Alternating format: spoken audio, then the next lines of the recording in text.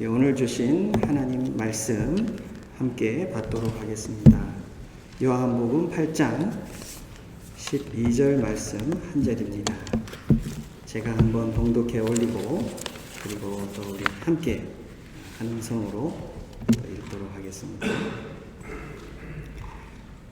예수께서 말씀하여 이르시되 나는 세상의 빛이니 나를 따르는 자는 어둠에 다니지 아니하고 생명의 빛을 얻으리라. 아멘. 우리 다 같이 한 음성으로 받으면서 읽겠습니다. 예수께서 또 말씀하여 이르시되 나는 세상의 빛이니 나를 따르는 자는 어둠에 다니지 아니하고 생명의 빛을 얻으리라. 아멘.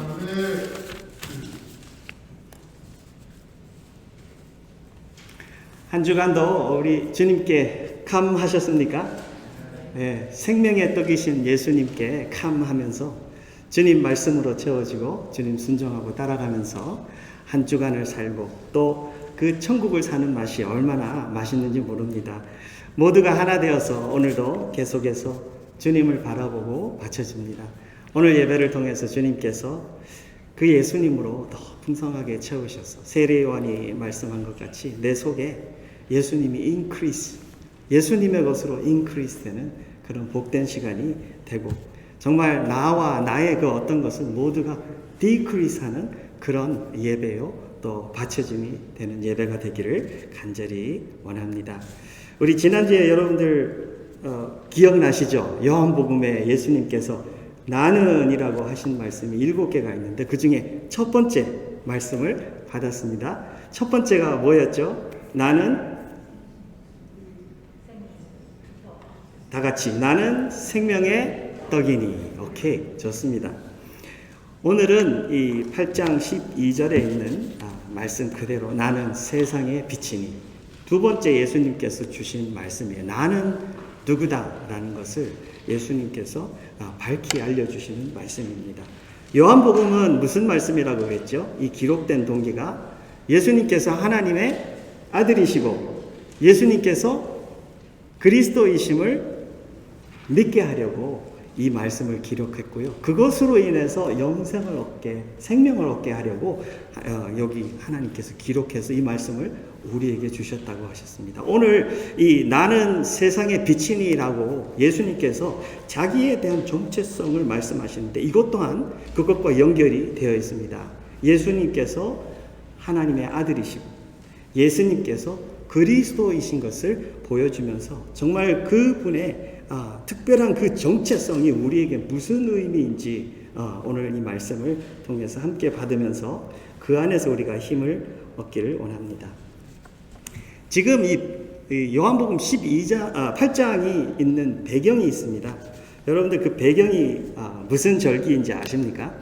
묵상을 늘 해오시던 분들은 아는데 여러분들 뭐가 있을 것 같아요? 유대인들에게 중요한 3가지 절기가 있는데 제일 먼저 생각나는 게 뭐죠?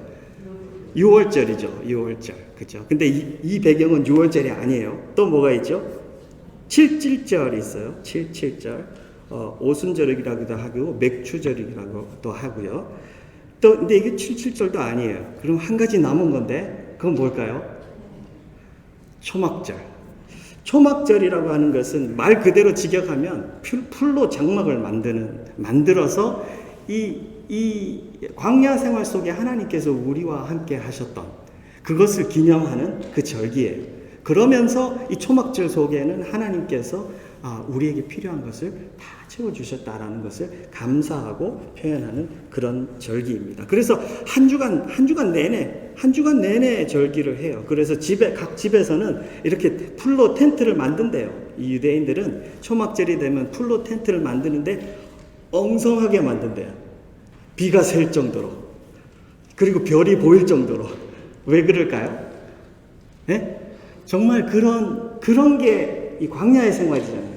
정말 그때 어려웠던 그 광야의 생활을 자녀들이 경험하면서 또 자기들도 함께 경험하면서 와 하나님의 그 은혜가 얼마나 우리에게 컸던가 40년을 우리와 동행하면서 우리를 지켜주시고 인도하시고 축복하시고 불기둥과 구름기둥으로 우리를 감싸주시고 인도해주신 그 하나님의 은혜를 이들이 카운트하는 거예요. 그러니까 사람들이 그 유대인들은 이 절 초막절이 되면은 실로암에서 물을 가지고 와가지고 성전에다 물을 붓는데요. 이 예수님께서 이 8장 있기 전에 7장 끝에는 예수님께서 생수 대신 이 배에서 생수가 나리라 하면서 성령에 대한 이야기를 해주셔요. 그것이 바로 이 초막절에 있는 중요한 절기의 한 부분을 예수님께서 설명해 주신 건데, 여기 가면 좀 더 중요한 것들이 또 나와요. 이 절기에서 또 하는 것이 있는데, 그건 뭐냐면 여인들의 뜰에다가 커다랗게 4개의 기둥에다 불을 붙여서 환하게, 여러분들 성전에 뜰이 있죠. 이 유대인들의 성전에는 뜰이 있는데 가장 바깥쪽에 위치한 게 이방인들의 뜰이에요. 이방인들은 거기까지밖에 못 들어가요. 그러고 나면 그 안으로 더 들어가면 뭐가 있죠? 여인들의 뜰이 있어요. 근데 여인들도 여기까지밖에는 못 와요. 그리고 이제 더 안으로 깊이 들어가는 성전이 이렇게 있는데, 여인들의 뜰에다가 불을 환하게 이렇게 밝혀놔요. 그렇게 하면서 무엇을 기억할까요? 여러분들? 예? 우리 초막절이 뭐를 기념한다 그랬죠? 뭐를 기억한다 그랬죠? 광야의 생활에서 함께 하시는 하나님이잖아요. 그러면 여인들의 뜰에다가 불을 그렇게 환하게 이렇게 해놓는 것은 그 광야에서 무슨 불요? 무슨 불? 예? 불기둥요. 불기둥으로 함께 하시고 하나님의 임재하심을 늘 우리가 느끼고 살 수 있게 해주셨고, 그리고 그 불기둥으로 하나님께서 우리를 지켜주셨고, 불기둥으로 우리가 나아가야 할 길을 인도해 주셨고, 그러니까 하나님의 임재하심을 자기들이 체험하고 하나님의 지켜주심을 체험했고, 그리고 하나님 앞으로 나아가는 그 길에 불기둥이 움직이면 누가 분주해지죠? 여러분들, 이스라엘 백성들을 한번 생각해 봐요. 이스라엘 백성들이 광야에 나와서 제일 먼저 한 것 중에 하나가 뭔데요? 모두 다 재배치했잖아요. 세 지파씩 동서남북으로 해놓고 중간에는 뭐가 있다? 성막이 있잖아요. 중간에 딱 하나님을 예배하는 그 성막이 있고, 이 이스라엘 백성들은 거기에서 텐트를 다 쳐서 이 하나님 예배할 수 있는 곳을 해라. 그들은 항상 무엇을 주시하죠? 구름 기둥과 불 기둥이 움직이나 안 움직이나. 움직이기 시작하면 제일 먼저 그들이 뭘 해야 되죠? 이거 다 뜯어야 돼요. 빨리 다 뜯어가지고 갈 준비해. 그 구름 기둥 따라가야 되는 거예요. 불 기둥 따라가야 되는 거예요. 밤에라도 주님이 움직이면 따라가요. 이것은 뭐를 의미하는 거예요? 광야에서 하나님을 따라가는 것이 생명이다. 그죠? 그러니까 영적 지도자든 어떤 지도자든 모두가 이스라엘 백성이면, 하나님 나라의 백성이면 그들은 그 하나님을 주셔요. 그래서 그 불기둥은요, 하나님이 여기 함께 계시다도 말하지만 하나님이 움직여 나가시는 것을 우리가 따라가지 않으면 우리는 어떻게 된다? 죽은 거나 마찬가지예요. 광야에서 백성들은 다 하나님 따라 저기 간데 나 혼자 안 가겠다고 여기서 초막치고 혼자 여기 있으면 그거 죽은 거나 마찬가지예요. 예수님께서 지금 이 초막절 이 배경 속에 가장 마지막 부분에 지금 여인을 만납니다. 근데 이 여인은 어떤 여인이냐면은 이 서기관들과 바리새인들이 아예 계획을 하고 작정을 하고 잡아온 여인이에요. 가늠하다 잡힌 여인, 예수님 앞에 잡아와가지고 예수님 앞에 이렇게 여인을 밀어놓고 예수님을 시험합니다. 모세의 율법에는 가늠하다 잡힌 여자는 돌로 쳐 죽이라 그러는데 당신은 뭐라고 하십니까? 이렇게 하면서 많은 사람들 앞에서 나중에 가면 이게 헌금함 앞에서 일어났대요. 여러분들 성전 속에서 헌금함은 여인들의 뜰 속에 있고요. 그 많은 사람들, 이방인들까지도 거기 헌금할 수 있는 그 보를 쪽으로 헌금함이 13가지 있는데 그 속에 헌금함이 위치한 자리는 여기 성전에 오는 사람들이 여인들의 뜰 안으로 깊이 못 들어가도 모두가 헌금할 수 있는 그 자리에 위치해 있는 거예요. 그러면 이 자리는 성전에서 가장 붐비는 자리, 모든 사람들이 쳐다보는 자리고 모든 사람이 들을 수 있는 자리인데, 거기에서 이 서기관들과 바리새인들이 거기에서 예수님 앞에, 예수님 가르치고 있는데 거기에서 예수님 앞에 여자를 밀어놓고 예수님에게 물어봅니다. 살리는 게 맞습니까? 죽이는 게 맞습니까? 많은 그 신학자들이나 역사가들이요, 이 요한복음 8장 1절에서 12절, 11절 말씀이 이 가늠하다 잡힌 여인이 스토리가 나오는데, 여러분들 성경에들 보면 이렇게 괄호를 만들어 놨어요. 그거는 성경의 사본이 2000 몇백 개가 있는데 그 중에서 가장 오래된, 가장 먼저 된 그 사본 중에 하나 속에는 이게 없다는 거예요. 이 스토리가 없는 거예요. 그러니까 이것을 나중에 사본이 이것을 집어넣고 생각하기에 분명히 하나님 말씀은 하나님 말씀인데 이게 여기 붙어 있는 게 아닌 것 같은데 딴 데에다가 일려 들어온 것 같아요. 그래서 어떤 사람들은 별로 무게도 두지 않는 사람도 많아요. 근데 어떤 사람들은, 어떤 신학가들은 그래요. 그렇지 않다. 이것은 하나님께서 이 성경에 들어오게 하셨기 때문에 분명히 위치와 그때와 그 메시지는 분명히 있을 것이다. 근데 아무도 그 이야기를 말해줄 수 있는 사람은 없어요. 근데 저도 이걸 갖고 많이 시전해 봤어요. 근데 저는 이게 이런 느낌이었을 거다라는 게 생각이 나요. 그게 뭐냐면, 왜 이 초막절 마지막 부분에 예수님이 이렇게 그 생수 그리고 참 빛 대신 예수님이 자기의 그 모습을 말해주는 가운데 이 여인을 만나는 일이 일어나고 있을까요? 이 가늠하다 잡혀서 예수님 앞에 온 스토리는 이 여인이 그냥 죽다가 살아났다는 스토리보다 훨씬 더 크고 깊은 스토리예요. 무슨 스토리예요? 참빛 대신 예수님이 어둠에 들어오는 것을, 어둠 속으로 들어오는 것을 직접 보여주는 스토리예요.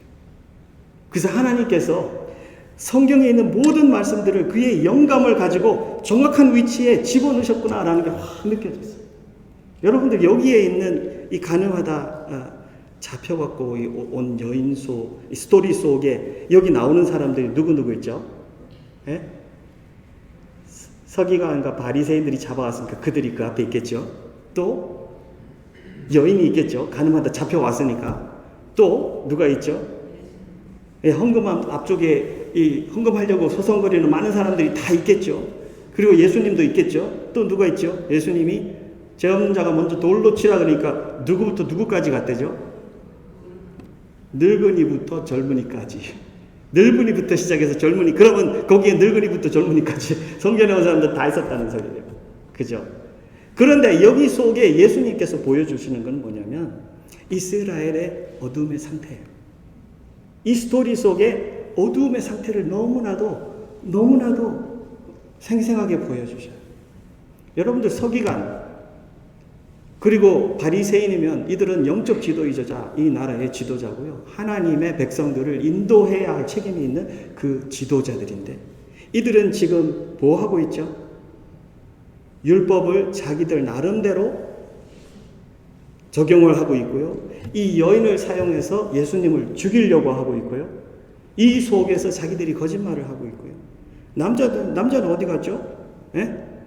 이 율법에 보면은 가늠하다 잡히면 남자나 여자나 둘 다 돌에 쳐갖고 죽여야 돼요. 근데 이들은 그것을 예수님을 죽이기 위한 방법으로 사용하고 있기 때문에 남자는 어디 간지 I don't care. 하나만 잡아와갖고 여기다 예수님에게 물어보면 분명히 예수님은 이 덫에 걸릴 거다. 그런 생각을 가지고 예수님에게 오는 거예요. 그러면 영적인 지도자 된 이 리더들이 이들이 마음에 가지고 있는 그 모습은 뭐 하고 싶은 의도죠? 죽이고 싶은 의도예요.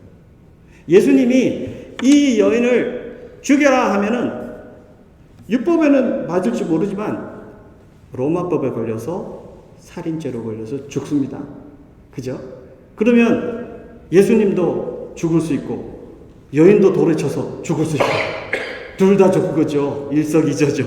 예수님이 죽이지 마라 그러면 예수님 무슨 법에 걸리죠? 이스라엘 거기 있는 모든 사람들이 생각하고 있는 우리 모세법에 잡혀왔으면 또 가늠하다 잡혔으면 그것도 현장에서 잡혔으면 또 죽이라고 했는데 당신이 뭔데 하면서 사람들이 다 예수님을 그렇게 하면 사회적으로 매장시킬 수가 있죠. 이렇게 하나 저렇게 하나 성공 스토리예요. 이거는 이들이 생각을 많이 했어요. 그리고 이 여인이 가능하는지 어떻게 알았을까요? 그런 생각도 다 해보면요. 이 서기관과 바리새인들은 너무나도 철저하게 이걸 준비해 갖고 왔는데 그 마음 중심에, 이들의 모임 중심에 가지고 있는 의도는 단 하나. 뭘까요? 예수님 죽이는 것밖에 없어요. 여러분들, 이것은 어둠입니까? 빛입니까? 이스라엘의 지도자들의 현 주소를 보여주고 있는 어두움의 모습, 그 자리에 여인은 아무것도 알고 있지 않죠. 자기 그냥 여기서 그냥 가는 마다 잡혀온 것밖에 없어. 나는 뭐 이렇게 죽으나 저렇게 죽으나. 그런데 어쨌든 사람들이 볼 땐 이건 죄인이에요. 여기 있는 모든 사람들은 어떨까요? 이들은 다 돌을 들고 이 여자를 죽이겠다고 하면 다 돌 들고 둘러섭니다. 예수님께서는 땅에다 뭐라고 쓰셨든지 2번이나 앉아갖고 땅에다 뭐를 쓰셨고, 입으로 직접 말씀하신 말씀은 누구든지 죄 없는 자가 먼저 돌로 치라. 그러면 여기 있는 모든 사람들 중에 돌로 칠 수 있는 분은 딱 한 분밖에 없어요. 예수님밖에 없어요. 그죠? 이 많은 사람들은 다 자격이 없는 거예요. 돌로 칠 자격이 없는 거예요. 예수님 말씀하신 대로. 그럼 예수님이 주시는 메시지는 뭐죠? 여러분들은 심판할 자격이 없습니다. 라는 걸 말해준 거예요.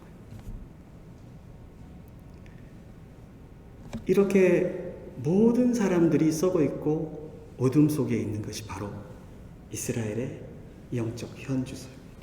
그것을 너무나도 생생하게 보여주고 있는 그것이 바로 이 가늠하다 잡혀온 여인의 스토리예요. 이것은 그냥 여인의 스토리만이 아니고 이런 모습인데, 근데 이 배경에는 무슨 일이 일어나고 있죠? 전부 다 뭐를 셀레브레이트 하고 있죠? 초막절을 셀레브레이트 하고 있어요. 자기들이 와가지고 여인들의 뜰에 불 다 붙이고 실로암 그 못에 가가지고 물 떠와가지고 하나님 생수라고 하면서 성전에다 뿌리고, 그죠? 생수이시고 참비신 하나님을 자기들이 셀레브레이트 한다고 하는데 실제로 자기들의 삶은 모두가 어둠 속에 있는 거예요.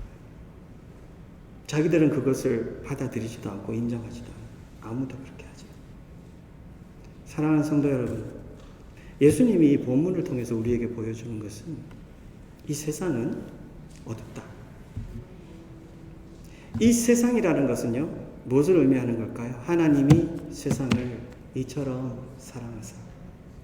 근데 하나님께서 이 세상을 말하는데 그냥 세계를 말하는 게 아니잖아요. 이 세상 속에 있는 누구를 말하는 거죠? 호흡하는 모든 인간을 말하는 거예요. 모든 사람들. 그러면 예수님께서 우리에게 말씀하시는 것은 성경에 이 땅에 있는 모든 사람들은 다 그 현주소가 어둠이다. 다 어둠이다라는 거예요. 근데 예수님께서는 이 여인을 만납니다. 모든 사람들이 늙은이부터 젊은이까지 다 가고 난 뒤에 이 여인에게 묻습니다. 너를 정죄하던 자들이 다 어디로 갔냐? 여인이 말합니다. 아무도 없습니다. 그럼 거기엔 누구만 있죠? 아까 그 많은 사람들이 다 갔어요. 그럼 이 여인하고 예수님밖에 없어요. 예수님의 은혜 아닌가요? 예수님이 정말 이렇게 하고 싶었어요. 이 여인을 만나고 싶었어요.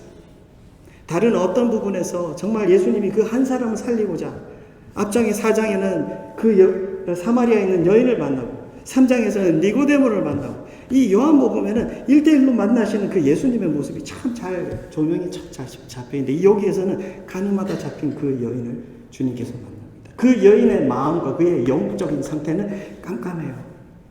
어두워요. 그 여인만 그런 거 아니에요. 다 그래요. 그 여인은 이 스토리에서 그 잡혀온 여인은 깜깜해요. 근데 예수님이 그를 만나고자 했던 이유가 뭘까요? 예? 예수님께서 너를 정죄하는 사람들이 있느냐? 없는데요. 나도 너를 정죄하지 않는다. 온 우주에서 심판하실 수 있고 죄가 없으신 그 유일하신 분, 그분께서 이 여인을 만나서 1대1로 만나가지고 나도 너를 정죄하지 않는다. 와, 여러분들, 이 메시지는 무슨 메시지예요? 자유를 주는 메시지. 자유를 메시지. 그래서 예수님이 이 여인에게 그럽니다. 나도 너를 정죄하지 않는다. 죄의 삶에서. 한국말은 뭐라고 써있죠? 여러분 성경 보세요. 제가 이 스토리 다 이야기했으니까 저만 열심히 쳐다보네요. 여러분도 성경 보세요. 성경에 뭐라고 써있어요? 네? 가서 다시는 죄를 범하지 말라 이렇게 말하죠. 근데 영어로는 live your life of sin. 예. 죄의 삶을 떠나라 그런 거예요. 다시 말하면 무슨 말이죠? 어둠의 삶을 떠나라.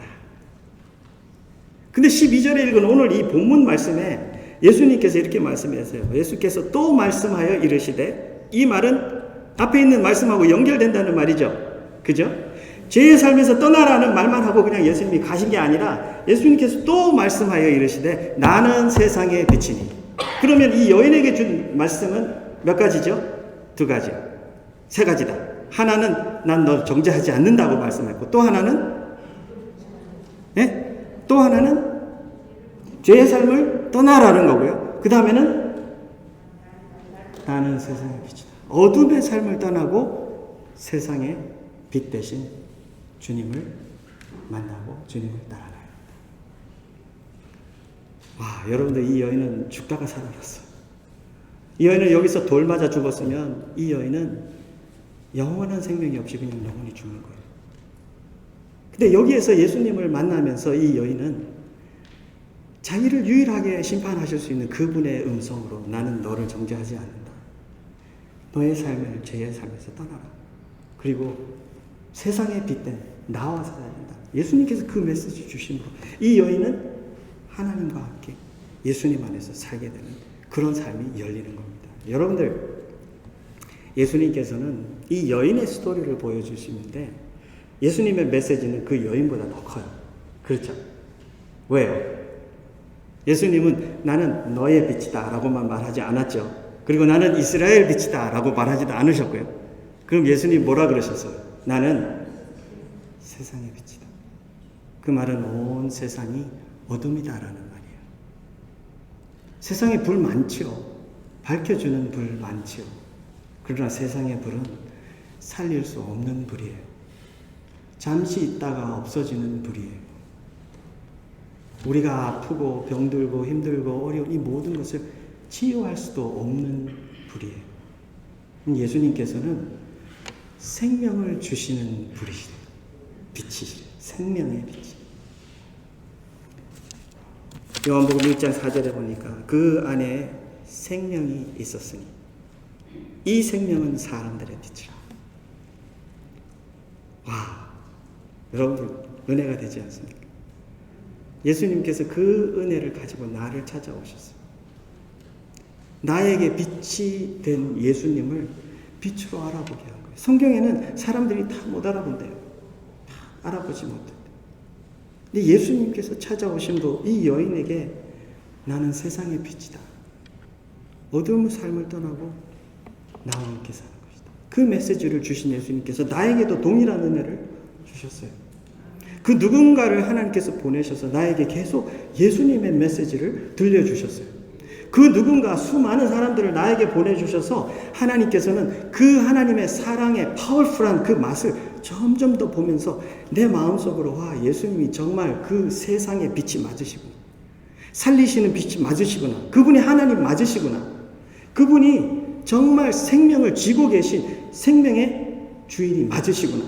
그것을 내가 알게 해서 내가 예수님을 영접하고 그분 속으로 돌아갈 수 있는 은혜를 주신 분이 바로 예수님이세요.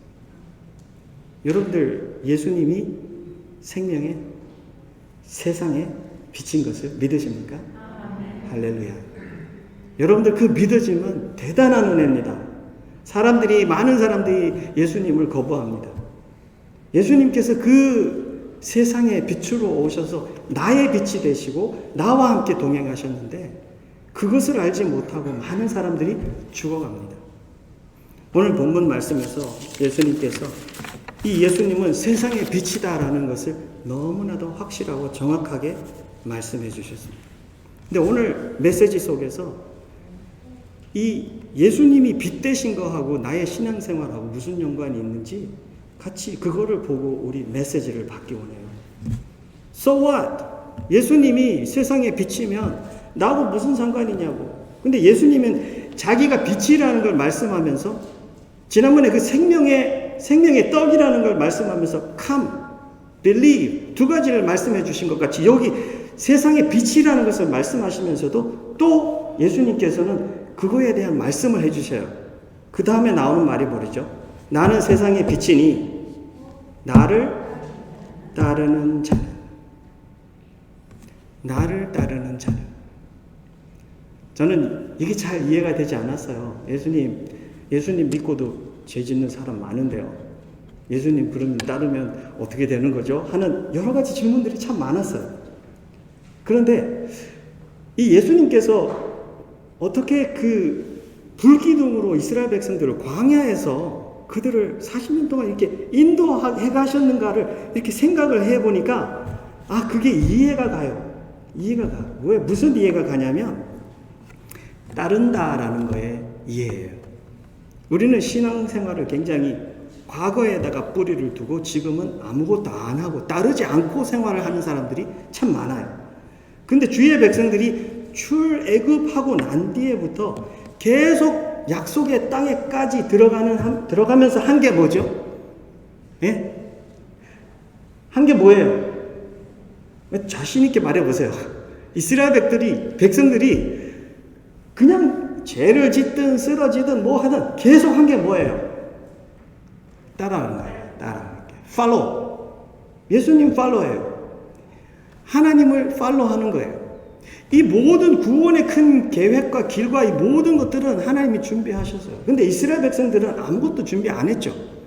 그죠? 자기들이 약속의 땅을 받을 자격도 없고 하나님을 따라갈 수 있는 그 자격도 없고 아무런 것도 자기들 속에는 없어요. 자격은 없어요. 근데 이들은 계속해서 그들이 중간에 죄를 짓고 많이 쓰러지기도 하죠. 그런데 계속해서 하나님께서 무슨 은혜를 주셨다? 하나님 백성으로 하나님을 계속 따라갈 은혜를 주셨어요. 그래서 여기 그 그림 속에서 이것을 보니까 이해가 가요. 어두움에 다니지 않는데요. 불기둥이 움직이는 거 보면서 백성들이 다 그 불기둥에 따라가니까 나 혼자 뒤에 남아가지고 어두움 속에 있을 필요가 없는 거예요. 계속 나는 I am busy following that light. 그렇죠. 하나님을 이렇게 따라가도록 하나님께서 우리에게 그런 은혜를 주시고 그런 길을 우리에게 주셨어요. 그 길이 예수님이세요.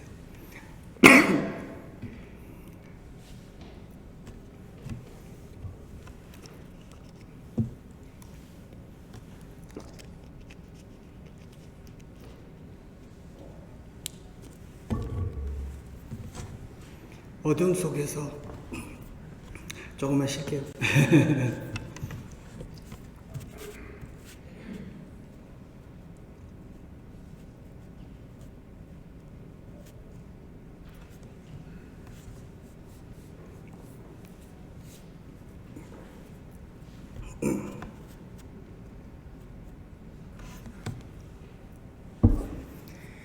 빛을 따라가는 은혜는 정말 큽니다. 빛을 따라가는 그 은혜의 파워는 하나님의 임재하심의 파워고 하나님의 지켜주심의 파워고 하나님의 인도하심의 파워입니다. 여러분들이 예수님 믿고 예수님을 그 첫날부터 계속 따라갑니다. 그 속에는 크고 작은 죄를 짓습니다. 우리가 쓰러지기도 합니다. 그러나 주님께서는 우리를 예수님 안에서 계속해서 따라갈 수 있도록 주님께서 나에게 그 은혜를 베풀어 주십니다. 내가 주님을 바라보면서 따라가면서 점점 그 어두움이 밀려서 나갑니다. 내 속에 있는 모든 영역들이 어두움의 영역들이 다 밀려나갑니다. 여러분 가장 큰 어두움의 모습들이 어떤 건지 압니까? 그 큰 영역 어두움 중에 하나는 나 혼자 하는 거예요. 나 혼자. 광야의 40년 여정 속에 하나님의 불기둥이 움직이고 공동체가 움직이는데 그냥 나 혼자 하는 거예요. 가려면 가라. 난 나 혼자 한다. 여러분들 그건 뭘까요? 그건 그냥 죽음이에요. 공동체가 다 가고 그 불기둥이 가고 하나님의 움직임과 임재하심과 그 지켜주심과 인도하심이 다 가는데 나 혼자 안 가겠다고 끝까지 여기서 버티고 있는 것은 거긴 공동체에서도 나누어질 뿐 아니라 자기 자신이 하나님의 그 모든 파워와 은혜에서부터 자기 자신을 끊어내는 것과 마찬가지예요. 사랑하는 성도 여러분, 신앙생활에서 혼자 그렇게 하는 것이 얼마나 위험한 것인지 여러분들 꼭 기억하시길 부탁드립니다. 예수님은 이 가늠하다 잡힌 이 여인에게 너무나도 큰 은혜를 베풀어 주셔요. 그 은혜는 예수님과 함께하는 은혜예요. 그 빛과 그 파워와 그 나라와 그 하나님과 함께하는 파워를, 그 은혜를 이 여인에게 주십니다. 그러니까 이 여인이 얼마나 큰 은혜를 받은 거예요. 예수님은 자기가 빛이신 것을 보여주시면서 하나님의 아들이시고 그가 바로 신이시다, 가시다라는 것을 보여주십니다. 그리고 예수님께서 빛이시라라는 것을 보여주시면서 구약에 말했던 이스라엘 모든 백성들이 기억하고 알고 있던 그 메시아, 그것에 대해서 연결할 수 있는 그 메시지를 예수님께서는 직접적으로 주셨습니다. 제가 성경 구절 하나 읽어드릴게요. 안 찾으셔야 돼요. 그냥 잘 들으세요.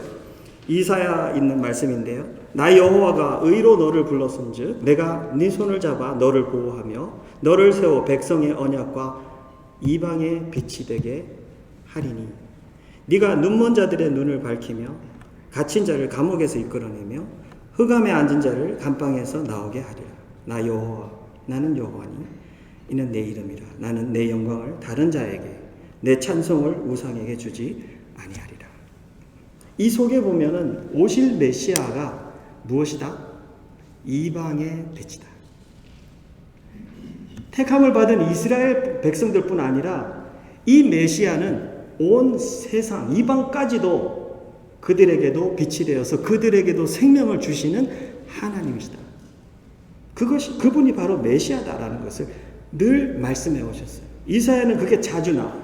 이 메시아에 대한 말씀이 42장에도 나오고 49장에도 나오고 계속 나와요. 왜? 이스라엘 백성들이 예수님 당시에도 알고 있었어요. 이방의 빛으로 오시는 예수님. 그러나 자기들은 받아들이고 싶지 않은 거예요. 자기들만 선한 백성이죠.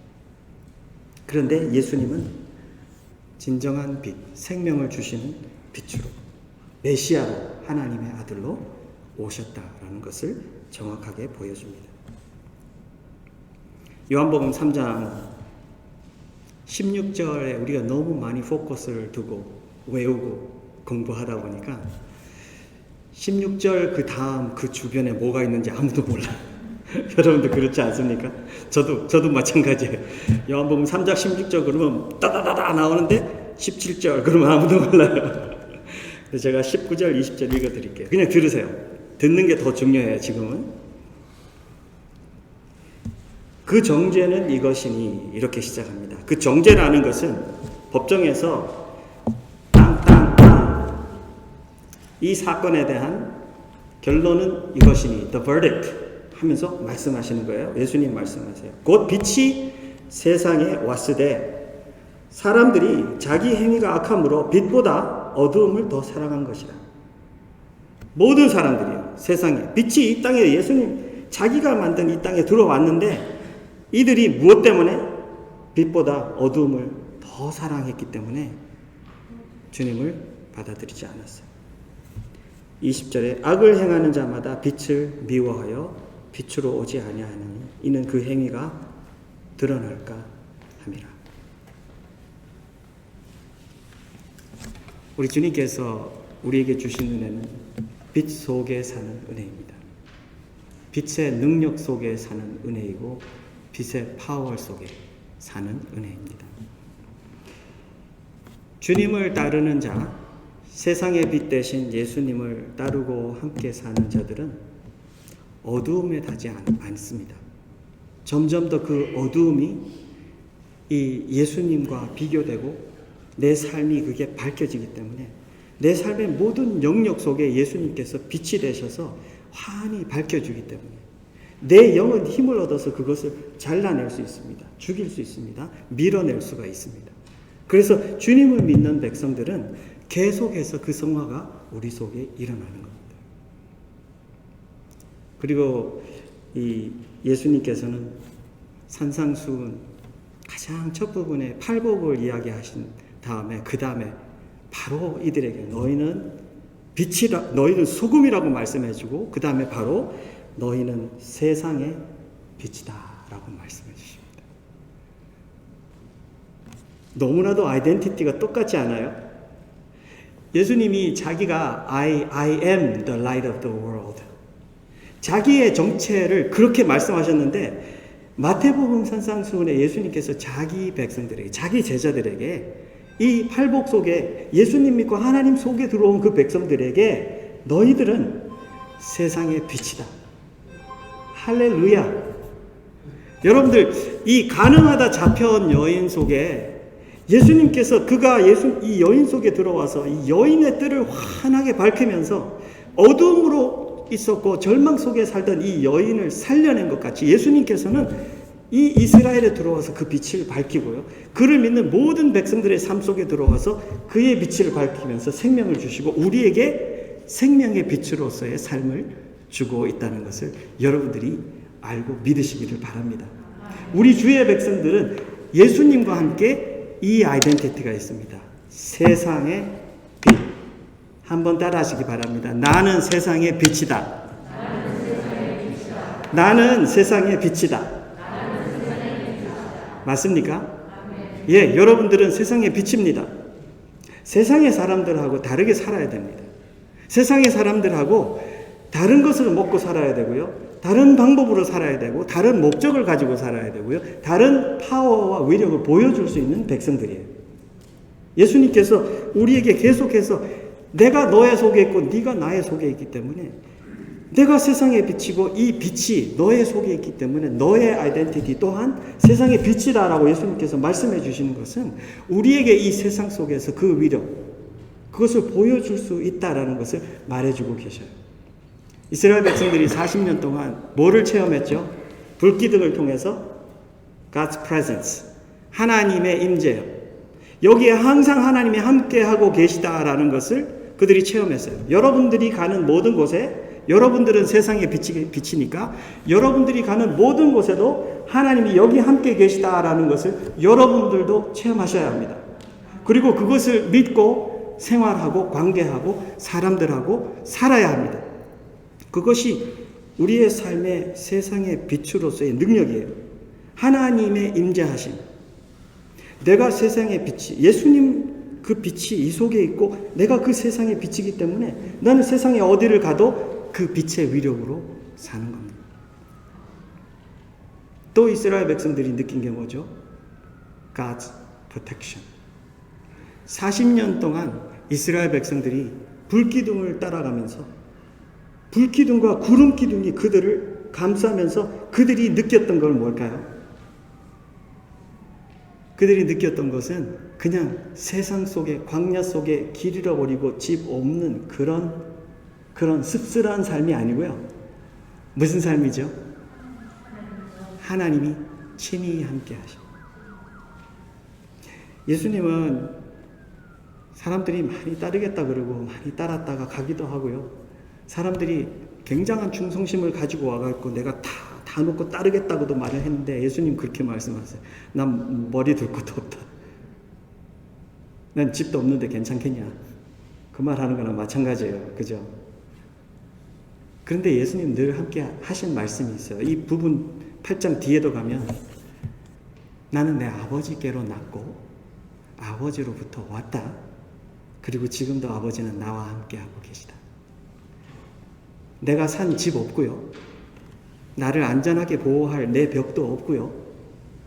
비와 이 밤에 추운 그 이슬이나 이런 것부터 나를 덮어줄 지붕도 없고요. 내가 주머니에 가지고 있는 거 아무것도 없어요. 근데 예수님은 뭐를 갖고 계시다? 하나님의 함께 하심. 여러분들, 그것보다 안전한 거는 이 온 세상에 없습니다. 여러분들이 가지고 있는 모든 것을 잃는다고 해도, 그리고 모든 사람들이 너는 이제 다 없다, 죽었다 해도 하나님이 함께 하시면 여러분들 그것은 최고의 안전이다라는 것을 믿으시기 바랍니다. 예수님이 세상의 빛이다라고 말씀하시고 내가 너 속에 있고 너도 세상의 빛이다라고 말씀하신 것은 그 하나님이 우리와 함께 동행하고 계시다라는 것을 실제적으로 느낄 수 있도록 말해주는 거는 마찬가지예요. 사랑하는 성도 여러분, 여러분들은 하나님께서 예수님 십자가에 죽여서 살릴 만큼 그렇게 귀하게 회복이 됐습니다. 하나님께서 그렇게 귀한 존재를 이렇게 귀하게 지키지 않겠습니까? 집안에서 귀한 거 가장 어디다 두죠, 여러분들? 예? 침대 밑에 두잖아. Just kidding. 가장 귀한 거는 어딘가 굉장히 뭐 철통같이 집어넣어놓고 막 잠그고 집어넣어놓겠죠. 똑같아요.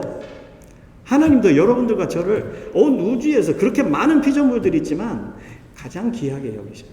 예수님 죽일 만큼이면 여러분들 그거보다 더 귀하다는 세상에 없어요. 온 우주에 없어요. 그렇게 귀한 너를 내가 내 옆으로 회복시켰는데 하나님께서 어떻게 지키겠습니까? 자기의 모든 힘, 모든 가진 것을 다 쏟아가지고서라도 지키지 않겠습니까? 여러분들 그렇게 귀한 존재들입니다. 세상에 가서도 하나님의 함께 하심을 아는 그 당당한 믿음으로 소망하면서 사시기를 부탁드립니다. 마지막으로 이스라엘 백성들이 광야에서 느낀 것은요, 가이던스예요. His presence, 하나님의 임재하심, 그리고 His protection, 하나님의 보호하심, 그리고 제일 마지막으로 하나님의 인도하심. 이스라엘 백성들은 GPS가 있어갖고 약속의 땅까지 가는 것이 철저하게 계획된 것을 가지고 간 게 아니에요. 세상 사람들이 보면 정말 너무 대책 없고 막연한 사람들이, 불쌍한 사람들이 광야에 뭐 먹을 거 있다고 저렇게 좋은 라이프 뒤로 다 하고 거기 가가지고 저렇게 죽을 고생을 하냐. 그러는데 이들에게는 하나님의 함께 하심, 그리고 하나님이 직접 인도해 주심, 그 가이던스가 이들에게 있는 거예요. 하나님의 빛이 움직이는 대로만 따라가면 되는 거예요. 얼마나 여러분들 최고의 그거 아닙니까? 전 이거 생각하면서 이런 생각 들었어요. 제 아이들이 결혼할 나이가 돼서 그런지 그 배우자 찾는 우리 부모님들 돈 많은 사람 찾지 마세요. Please. 돈 많은 사람, 잘생긴 사람 그것도 좋죠. 근데 찾지 마세요. 돈 많고 잘생기고 뭐 그런 거. 근데 그거보다 더 중요한 게 뭘까요? 자기가 정말 확실히 예수님 안에 있어서 자기가 예수님의 그 세상의 빛이라는 것을 확실히 아는 사람. 여러분들 그 사람은 대단한 것을 가진 사람입니다. 돈으로 줄 수 없는, 베드로와 요한이 말했던 금과 은 내게 없으나 그저 내게 가진 예수 그리스도의 이름으로 일어나라. 하나님의 나라의 그 능력을 사용하고 거기에 쓰임받을 수 있는 그런 사람. 여러분들 내 자녀들의 배우자를 생각하고 기도하고 막 찾고 그럴 때 여러분들 이거 꼭 기억하시기 바래요. 주님, 세상에 비친 것을 아는 그런 사람을 만나게 해주세요. 그래서 여러분들의 자녀가 자기가 세상에 비친 것을 알지 못하면 그걸 볼 수 있는 눈이 없어요. 죄송해요. 아마 그들은 끊임없이 돈 찾고 잘생긴 것 찾고 이 땅에 귀하다고 하는 것을 찾아가다가 힘들어할 거예요. 여러분들 우리 인생에서 하나님께서 친히 인도하는 것이 최고의 재산이고 최고로 좋은 길입니다. 하나님께서는 자기가 빗대어서 우리에게 그의 음성 들려주시고 자기의 길로 인도해 주신다고 여기 예수님께서 말씀해 주십니다. 여러분들 우리가 그렇게 큰 은혜 받았습니다. 그렇게 큰 귀한 자리에 하나님께서 회복시켜 주셨습니다. 사랑하는 성도 여러분, 우리도 가늠한 여인과 같이 이 속에는 소망의 불이란 것은 다 꺼져 있던 그런 사람들이었어요. 근데 예수님 만남으로써 하나님의 임재하심의 그 빛이 여기를 밝혀주고 내 속에 있는 모든 그 두려움들이 하나님의 사랑으로 밀려나가서 하나님이 지켜주신 것을 확신하고 살고 앞으로 내가 나가는 길에도 하나님의 그 지켜주심 그리고 인도하심은 항상 나와 함께 하시는 것이죠. 나를 버리지도 아니하고 떠나지도 아니하고 하나님께서 나를 늘 끼고 사신다는 것을 영원히 그 옆에 두시면서 같이 누리며 사시는 그 하나님이시라는 것을 여러분들이 아시지 않으십니까? 오늘 이 나는 세상의 빛이니라고 하신 이 예수님의 말씀 마음에 꼭 품고요. 세상의 빛으로서 세상에 나가서 그 빛을 나타낼 수 있도록 주님께 더 가까이 가시기를 부탁드려요. 저는 이 말씀을 하면서 세상의 빛으로서 우리가 세상에서 그 영향력을 보여줘야 된다. 우리는 보여줘야 된다. 내가 사람들에게 많은 말을 할 수도 있지만 내가 하나님께로부터 받은 그 사랑 그리고 하나님의 그것을 체험한 그 체험 이런 것들을 세상 사람들에게 말하지 않아도 그들에게 보여주고 그들을 섬기고 하나님 나라의 사이즈 하나님 나라의 그 모습 그대로 그들에게 대해줘야 돼. 그러면서 그들을 품어야 돼. 그러면 그들은 하나님 맛을 세상의 빛 대신 예수님의 맛을 점점 보아가니까 주님께서 그들의 마음을 녹이실 것이다. 그들이 예수님의 빛을 그보다 더 귀한 것이 없다라는 것을 자기들이 결론에 내리게 되니까 그들도 예수님 아니면 자기들도 살 수 없다는 것을 알게 된다. 우리 여기에 있는 숫자 많이 없죠. 우리가 모이던 숫자보다 많지 않습니다. 그러나 여러분들 기죽지 마십시오. 그리고 우리 동지들이 밖에서 예배 드리고 있을 것이고요. 또 그들도 하나님을 바라보고 있을 거예요. 계속 서로 연결하고 축복하고 위로하고 하나님 말씀 들을 수 있도록 서로 도와주고 그러면서 그들을 품으면서 같이 세상의 빛이 되어가고 이 어려운 과정을 지나가고 나면 언젠가 하나님께서 정말 우리를 통해서 훨씬 더 강력한 하나님 나라의 그 빛을 보여주고 많은 영혼들에게 생명을 주시는 놀라운 역사가 펼쳐질 줄로 믿습니다. 기도하겠습니다. 하나님 은혜를 감사합니다. 세상에 살면서 점점 더 어렵고 힘든 일만 쌓이고 하나님 내가 가지고 있는 것이 없다는 것을 점점 알아가고 그리고 내 속에 있는 그 어떤 것이 정말 내 재산이 하나님 나를 앞으로 살 수 있느냐 이런 것에 많이 우리를 걱정하고 두렵게 합니다. 그러나 하나님께서 우리에게 주신 이 예수님의 아이덴티티, 예수님의 그 정체성을 보면서 또 예수님께서 우리에게 주신 그 정체성을 보면서 우리의 영이 새로운 소망을 얻습니다. 주님, 예수님만이 나에게 정말 소망이십니다. 예수님 붙들고 이 땅에서 예수님의 것으로 천국의 삶을 살아갈 수 있도록 우리 사랑하는 누마의 모든 백성들을 붙들어 주시고 그들의 영 속에 정말 독수리 날개치며 높이 올라감 같은 그 권능, 소망의 권능을 품고 살고 당당하게 살며 많은 자들에게 하나님 그 빛의 생명을 전해줄 수 있는 귀한 복음의 도구들이 될 수 있도록 우리 모두를 축복하여 주옵소서. 감사드리며 예수님 이름으로 기도하옵나이다. 아멘.